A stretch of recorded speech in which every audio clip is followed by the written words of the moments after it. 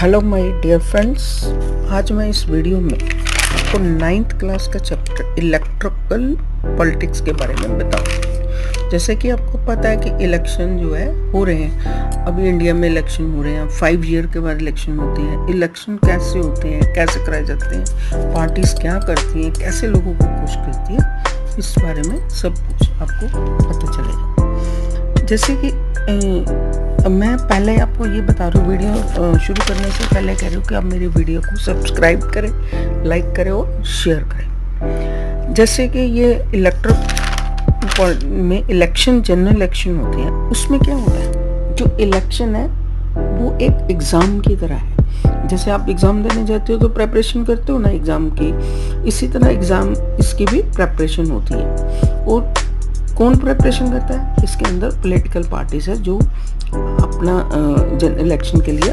Preparation करती है, और वो जानना चाहते हैं कि हम फेल हुए कब पास हुए। कैसे जानेंगे वो पॉलिटिकल पार्टीज, कैसे जानेंगे वो फेल हो गए जब पास हो गए? वो एक एग्जामिनर है जो उनको बताएगा कि तुम पास हो गए जब फेल हो गए। तो कौन बताएगा उनको? एग्जामिनर को रहे, एग्जामिनर लोग हैं, पीपल है, जो उनको बताएंगे कि अगर आपने उनको वोट दिया तो वो जीत गए, आप ही एग्जामिनर हुए ना। अगर आपने वोट नहीं दिया, इलेक्शन वो नहीं जीत पाएंगे तो वो फेल हो जाएंगे। पास कैसे होंगे? जब लोग, एग्जामिनर जो है, पीपल, हमारे लोग जो है, अगर वो उसका एग्जामिन करेंगे, उनको पास कराएंगे।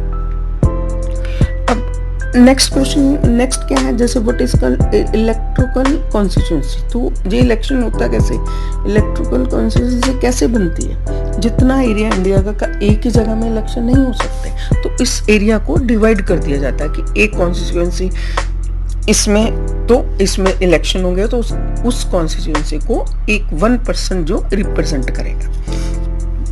उसके बाद आपको पता है ये जनरल इलेक्शन जो 5 साल के होते हैं। नेक्स्ट क्या होता है कि जब ये कॉन्स्टिट्यूंसी कितनी है हमारे इंडिया में, ये 543 है, लेकिन 2 जो है 545 है, लेकिन 2 जो प्रेसिडेंट है वो नॉमिनेट करता है, अगर उनको रिप्रेजेंटेशन देने के लिए। एंग्लो इंडियन है, ठीक है। तो 543 का जो इलेक्शन होता है उसमें जो मेजोरिटी सीट्स जीत जाती है वो अपनी पार्टी बनाती है। ये जो इलेक्टेड रिप्रेजेंटेटिव होते हैं हर एक कॉन्स्टिट्यूंसी से, वो एमपी बनते हैं। वो एमपी बनते हैं तो जो इसमें रिजर्वेशन दी हुई है, जैसे वुमेन को 1/3 वुमेन जो है वो रूरल एरिया में और वो अर्बन एरिया में उनके लिए सीट रिजर्व कर रखी है।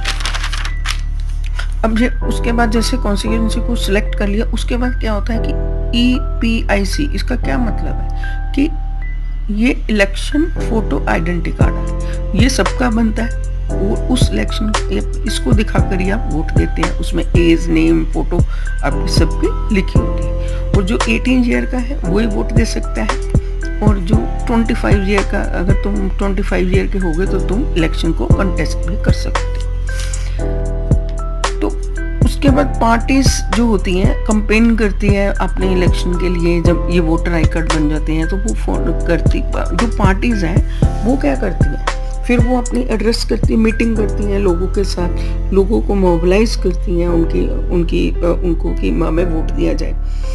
और कुछ स्लोगन दिए जाते हैं। जब स्लोगन दिए जाते हैं, कुछ स्लोगन पार्टीज देती हैं। जैसे पहले इंदिरा गांधी के टाइम इंदिरा गांधी ने दिया था गरीबी हटाओ, और जनता पार्टी के थे जयप्रकाश नारायण, उन्होंने बोला democracy, save democracy. Land of the tiller था जो वेस्ट बंगाल में द लेफ्ट फ्रंट पार्टी थी 97 में, उन्होंने ये अपने ये स्लोगन दिए थे ताकि लोगों को खुश कर सके कि हम ये आपके लिए काम करेंगे। जब फिर उसके बाद जब ये असेंबली करती है तो फिर एक वोटर लिस्ट बनती है। वोटर लिस्ट बनती है तो वोटर लिस्ट में सबका नाम होता है जो वोट देने जाएगा। ये क्या होता है? Universal adult franchise. इसमें जो अडल्ट है वो वोट देने जाते हैं, और एक 1 वोट 1 वैल्यू, एक ही पर्सन 1 वोट दे सकता है, उसकी वैल्यू क्या एक होती है। उसके बाद आपके जो रिप्रेजेंटेटिव है वो चुने जाते हैं। ऐसे इलेक्शन होने के बाद वो आप MP जो पार्लियामेंट में जाते हैं तो आपको सारा लोगों की भलाई के लिए, लोगों के लिए काम करते हैं, रिप्रेजेंट करते हैं। इस तरह इलेक्शन हो जाते हैं पूरा।